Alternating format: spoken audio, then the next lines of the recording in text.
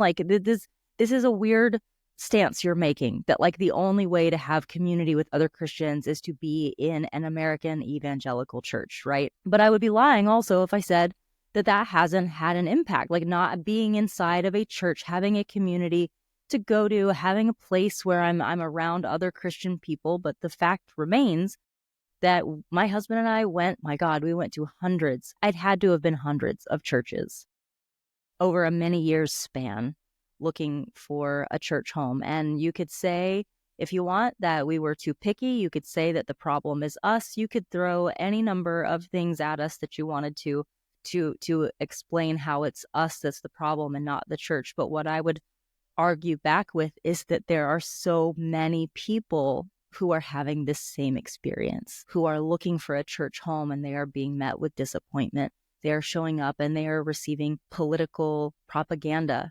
instead of the gospel. They are showing up and they are getting racist dog whistles or anti-LGBTQ dog whistles, or not even dog whistles, just outright bigotry and racism and homophobia from the pulpit.